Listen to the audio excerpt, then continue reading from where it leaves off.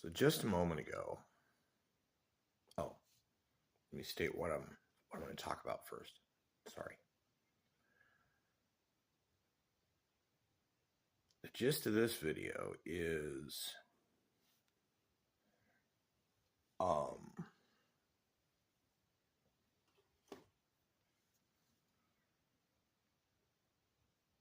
why it's important to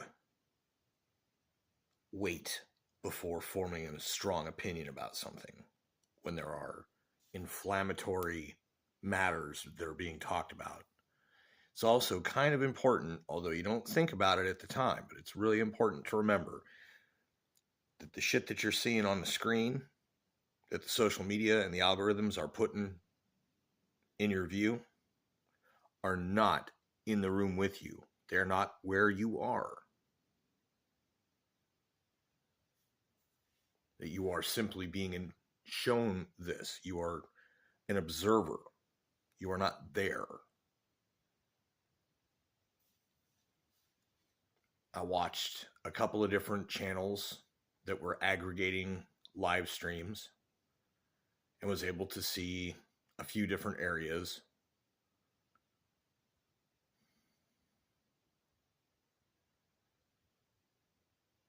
The reason it ties in, and we'll go to what I was trying to say at the very start when I realized I needed to be proper here. I just watched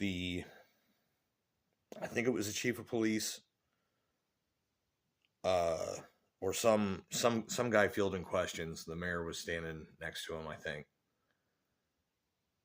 and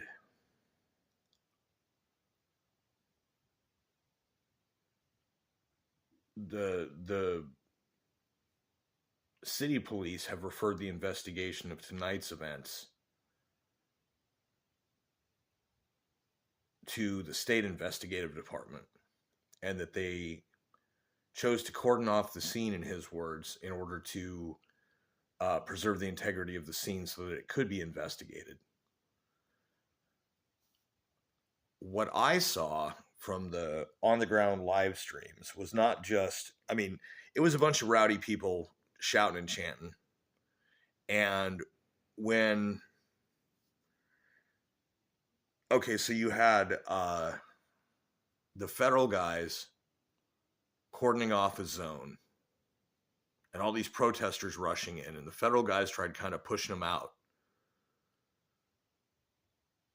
and really refused to engage. There wasn't a lot of, like, anything really. It was just a line of these dudes. And what had happened is the state police and the county sheriff for that area had people come out and join the line and push people back and begin to kettle some protesters. But as this happened, these distinctly differently dressed, all of the Minnesota and the county were in high-vis belts and vests, and all the feds were in camo. And some of them were like, civilian dress with additional camo garb. But it was like the Brown Brigade, the high-vis brigade. The high-vis brigade was a combination of county and state. They helped push things back, which needed to happen anyway. And what this police guy on the press conference was saying was that the protests had definitely gotten out of control. People were throwing fireworks and all kinds of other stuff. And so you had this event where, from what he was saying, it seems like they were pursuing a person. They were following somebody. I think it was a DoorDasher. And then the DoorDasher came to the house that they ran into. It was the customer's house, apparently. And then somebody else from like the next door on a side-by-side came out on their duplex or whatever. And somebody tried to use one of those ICE watch de-arrest tactics where they're swinging down on the arresting hand or whatever. However it went, somebody got tagged in the leg, shot. And this caused initial protest of people that were starting to show up, and then they started getting on the horn with their family and homies, whatever, and more people were showing up. And by this time, you get some organized protesters showing up. And by organized, I mean like people that are there on behalf of organizations. It's not grassroots reasons why they're there protesting, and they're kind of helping keep it going. And so then you have the Fed line forms and a bunch of people chanting and beating drums and doing whatever. And you have like a typical cast where you'll have a this type of person, that type of person, of one of each of this group of protesters performing a street theater in front of these law enforcement. You got one of them is this angry, intersectional oppressed group member of whatever, and they will be the mouthiest one. And like there's a whole street theater that goes on, and then more people started showing up organically, folks that had heard about it locally, that the local No Kings idiots will show up, and all of these people are there. And at this point, there's no fireworks, there's no violence, there's no nothing. What is going around in the crowd is that there were differing numbers of people having been shot going around. People were spreading rumors on the ground. This is why it's important not to just form an opinion, because you catch a clip and they're like, oh, 3 people are pregnant. And this, it's like, okay, no. So they don't know. It went from being a kid to being an adult to being whatever. Nobody knows. However old somebody was. And it's like, doesn't really matter how old you are, if you pick up a weapon and come at a cop, that's like an automatic felony. They have a right to self-defense. Now, if it's dark, if it's tense situation, they know that things are getting worse and they're expecting an ambush around every corner because people are acting the way that they are as a protest, right? They're becoming aware of the fact that these enemy tactics are in play. At any time, somebody's going to come up and do the specific thing. And now, you have to know how to defend against a de-arrest tactic, as well as people struggling and resisting arrest. And all they're trying to do is get people that are there on expired visas that are refusing to leave. So it's become tense. It's become unfair. If you think that is fair because you don't like what they're doing, okay. But what they're doing is at the behest of a government that was elected to do what they're doing. That was on the ballot, certainly. And it was the big thing. And they're finding more and more reason to do it. That's the thing. You can't ignore the fact that there's, all these different kinds of fraud going on. I personally know people here where I live that have been on like waiting lists for assistance because they legit don't have the money, or they need childcare because the deadbeat dad of the kid won't do shit. Can't really trust him to take care of the baby. So you need somebody that can do childcare, and to be able to do childcare, you either have to be able to pay for it, you have to apply for a service and wait for freaking ever to get through a line before you can finally get access. If there's an available facility, there would be more available facilities for legitimate childcare if the money wasn't being used by these people that are defrauding the government to get paid to watch their own kids. So it's a whole thing, right? It's a whole thing. They're making it worse. And so then when the high-vis brigade showed up, and at first people are like, oh, they're going to stand behind and protect us from the feds or whatever. And then they side by side with the feds. And then they can converse with the feds and say, okay, here's what we're here to do. And so then they start pushing people back.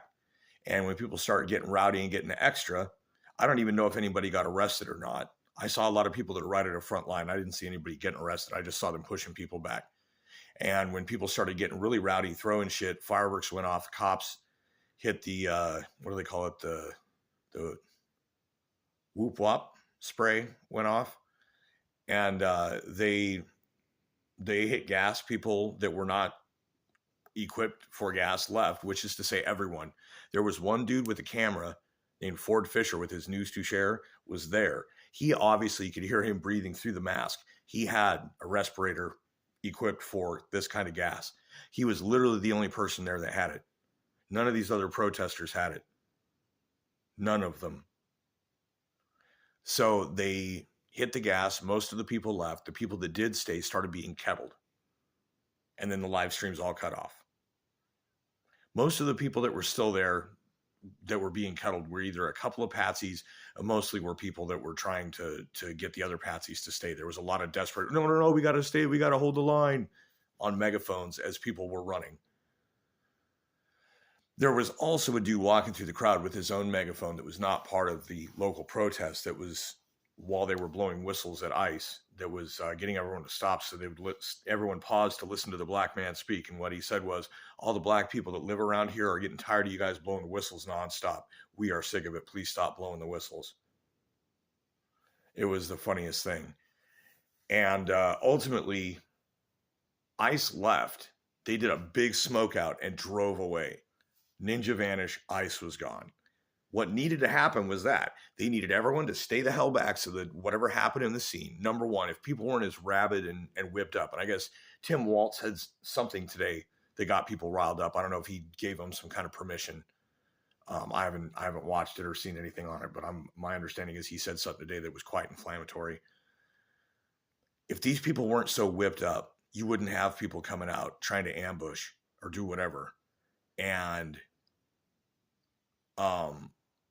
these guys could just deal with the people that refuse to go home when their visa's up. And they didn't go through the right channels to gain citizenship. They just took a visa, got here, and thought, oh, I'll just stay here and they'll never get me. So if people weren't so whipped up about it, it could just happen and be done. They'd be in and out. But instead, they've got to deal with protesters, which then leads to some kind of casualty or something else, which just prolongs the time these dudes are there. And you're not wasting their time because they're still getting the person. And there's other agents out making other busts. And maybe they're also getting protested at. But you're going to run out of people interested in protesting. Most of the people in the neighborhoods where these protests are now happening because they're going through, maybe they didn't know that person wasn't here legally. But the people around there got jobs. They got places they got to be in the morning. They don't need this shit in their neighborhood. They don't need their cars getting fucked up. They got lives. So those people are already starting to get fed up. You're going to start hearing more about that.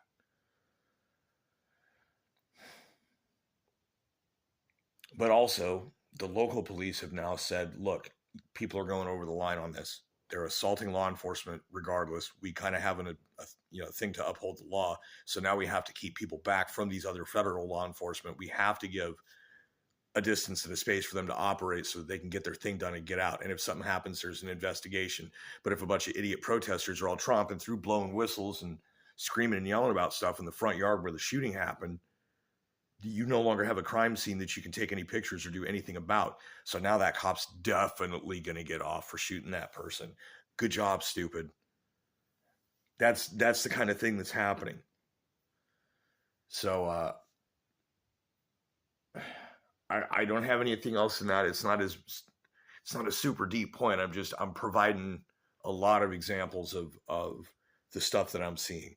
This news that was going on is it went from being like one person shot to 2 people to 3 people to there was 3 people that were in the scene, 2 of them attacked or 3 people attacked. And then it kept changing. The people on the ground kept changing it, but they were broadcasting, okay, yo, this is the news flash. This is what's up.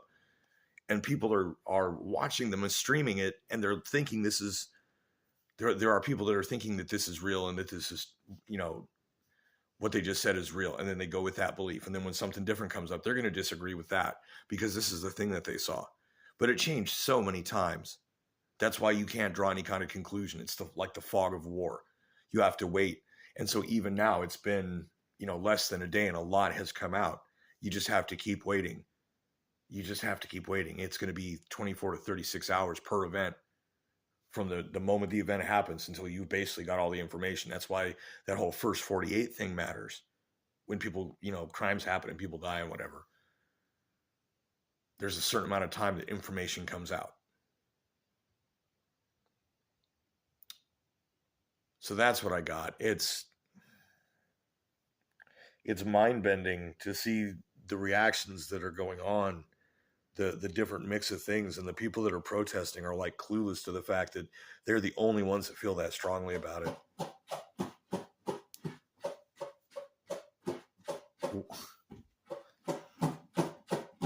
Princess.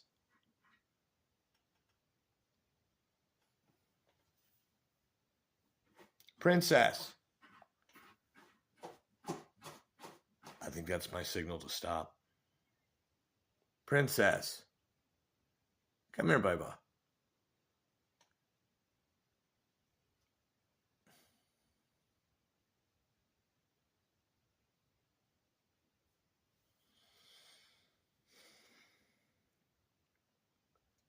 It's important not to formulate an opinion right off the bat in these events.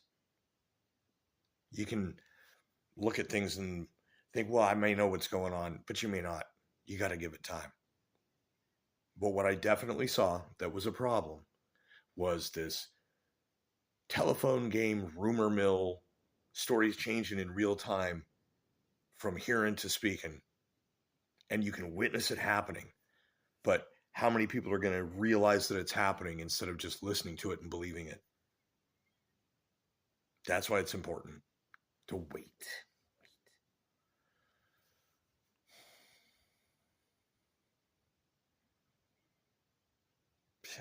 I don't know, man. Shit's getting real. It's crazy. It's crazy. Keep your wits about you.